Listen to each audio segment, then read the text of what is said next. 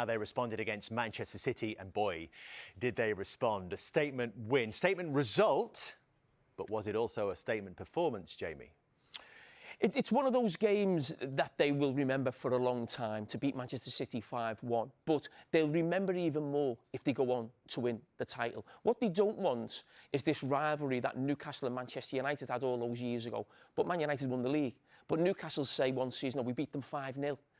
Who cares? They didn't go on and win the title. The big thing, this was a great game, brilliant night, standout victory. But we remembered even more if they go on and win the league title. And that's the main aim for this team. Great start for them. Couldn't have been better. It was, and it really interesting, the game, because I think the second half of last season, I think Arsenal were defensively the best team in the Premier League, probably in Europe. And there was signs of this early on. This press from Odegaard, we saw that last season. He goes and everybody jumps behind them, forces Manchester City back. And as it comes into the goalkeeper, we used to talk about the hybrid press from Arsenal last season and them jumping. But actually look at Pep Guardiola down here now. He knows about this press. He wants to get the ball into Haaland or maybe go wide to Núñez. You think of the success that they had against Chelsea, and also he knows early on in the game, away at Arsenal, don't allow them to go and pressure. So that's what he wants. But as this ball comes across here, we are talking about a 4v6 in this area. And we're talking about Manchester City. The best footballing team are playing now. They should be able to deal with this situation of Arsenal's press. But this is a team so lacking in confidence and belief now. They can't do the things that they've done for years. That's a simple pass into Bernardo Silva. Then you turn and you're at Arsenal's defence. But as soon as he comes in on the right foot, that jump from Trossard is fantastic. Again, a player lacking confidence in Akanji loses the ball. But now you've then got a 5v5 because Trossard has jumped here to make it 5v5. But why is it now level? Because the goalkeeper's here. Before he was involved high on the ball, this time he's deep, he can't receive the ball. So brilliant from Trossard and Arsenal to make that 5v5 and then go and get the goal. So how do we explain this then? When we see the early goal, of course, the equaliser from Manchester City was the 55th minute. In that period, from effectively the kickoff, the restart to the equaliser, Arsenal only had 2 shots. They had 2 touches in the opposition box. The field tilt, which measures the percentage of play, the possession in the final third, Arsenal only had 29% of it to City's 71%. They also had a lot more of the ball, City, in that period. Was that a conscious decision, do you think, from Arsenal, or was that Manchester City pushing them back? I think it's a conscious decision. I think we've spoken a lot on this show about how MIKEL ARTETA and this Arsenal team are going about it, trying to win the league. And it does feel when you watch them, obviously we were there yesterday, that as soon as they got the goal, there's this feeling of we're holding on to something. And I think they've got to change. I might be proven wrong, but I think if Arsenal continue in that vein, it might come back to haunt them. It didn't yesterday. But I'm going to look at this this is a clip in the first half, and it probably says a lot about it, in that there's a lot of possession for Manchester City. Manchester City are not at their best. Even on the ball, they're not. But they were allowed to basically get on the ball, make some passes, get a little bit of confidence. This is a Manchester City team now who know they can't cope with intensity or physicality. They can't deal with counter-attacks. But I think Arsenal allowed them to gain confidence and a little bit of belief in the game without creating a lot of chances. I thought they were there for the taking early on, especially going 1-0.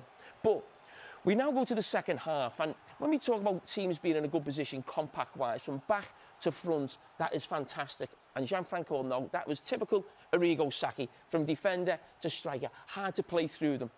What's also interesting, distance-wise, is when you see that compactness, is where the centre-back is to the goal line. Now, that is 41 yards.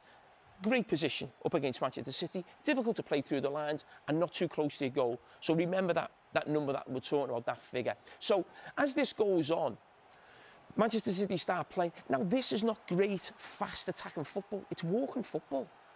Bernardo Silva's walking. Foden's walking. Kovacic is doing the same. Mamouche is just picking the ball up in this position.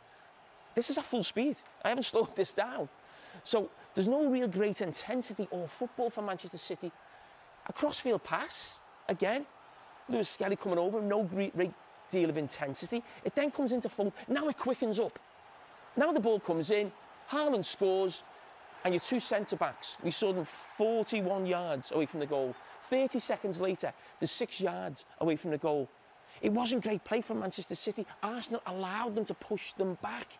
And again, I just feel there's a little bit of a negative sort of mentality when they're in that winning position. And I don't want to feel too negative because it's been a great day and a great win. But that goal seemed to wake them up. It did. And listen, I just said before, Liverpool had a bit of luck at Bournemouth. I think Arsenal had a little bit of luck in how quickly they get back in front. There was no time for the stadium to get nervous or Manchester City to build on that goal that they'd got. But just a slight change here is that we see the centre-back here, Gabriel, plays a lovely ball down the line, but then comes running out. Maybe that's something to do. We're level now. We need to go and get a goal. He's higher up the pitch. Manchester City lose it. We highlighted yesterday, if Phil Foden passes that ball in here, Arsenal may have a problem. That's a little bit of luck that you get. And then this goal goes in, deflection, and you know what? You're back in front. But the big thing that I felt was they didn't make the same mistake. Look at this. This ball goes long now. The defenders are pushing up the pitch. This is in the build-up to the third goal. So look at this now. As it comes down, 6v6 around the ball. They've got that cage around the ball. They're not sitting back. They're not inviting them on. They're not making the same mistake they made at 1-0, at 2-1. So it's a 6v6 here to try and win the second ball. But behind it, look, it's man for man at the back. High up the pitch, pushing on and being aggressive, which I feel is the best Arsenal version. This is the version of Arsenal that I saw last season, which was very close to winning the title. And I think they've got a much greater chance of winning the title if this is the Arsenal that we see week in, week out. Especially with this young man in such form, Miles Lewis-Skelly. Yeah, he was fantastic. But again, talking about the positivity, Gabriel, he's almost playing left wing now. It's 2-1. He goes past Declan Rice, and as this ball comes into this little guy here, we said a couple of weeks ago on Monday Night Football, he could be the guy who unlocks things. We thought it would be in this position, maybe with an assist, with a pass, but this time he actually gets the goal. So you've got your centre-back left wing, you've got your left-back between the lines, and then we move on and he gets the goal, and then he's got his Haaland impersonation. The Haaland celebration, as it'll be forever known. 18 years old, Gianfranco, scoring his first Premier League goal in a game of such magnitude in front of the home fans against Manchester City as well. And you might remember that Erling Haaland had a little moment with him in the first game, and then he said, "Who's he?" Well, that's who he is. That guy right there. What do you think of that? Well, two mixed feelings, if I can say that. I mean, it's good in a way because it shows that type of arrogance that a young, convinced of his qualities player should have. At the same time, you think, well, he should, be a little bit more with the feet on the carpet, as they say in this country. So I don't know. I think I can forgive him for this time because he's done a lot of time. But we'll see how he can progress. I'm not sure Jamie's forgiving him, are you? Listen, I said about him having football ignorance on the pitch, and I loved it. I didn't like this, I've got to be honest. It's because he's a young player and it's, mimicking Haaland, maybe taking the mick out of him. I know what Haaland said, as you've just said. But I think when a young player, and we all get carried away with ourselves as a young player, but I just think what Declan Rice did there, he pulled him up. He's still celebrating in the corner. It's a huge moment for him. Declan Rice is telling them to get back into position. And when I think about leaders in that dressing room and being a senior player, if I was at Liverpool, look at Declan Rice telling them, get back in position. Here he is here. Let's not get carried. A young, convinced of his qualities player should have. At the same time, you think, well, he should, be a little bit more with the feet on the carpet, as they say in this country. So I don't know. I think I can forgive him for this time because he's done a lot of time. But we'll see how he can progress. I'm not sure Jamie's forgiving him, are you? Listen, I said about him having football ignorance on the pitch, and I loved it. I didn't like this, I've got to be honest. It's because he's a young player and it's, mimicking Haaland, maybe taking the mick out of him. I know what Haaland said, as you've just said.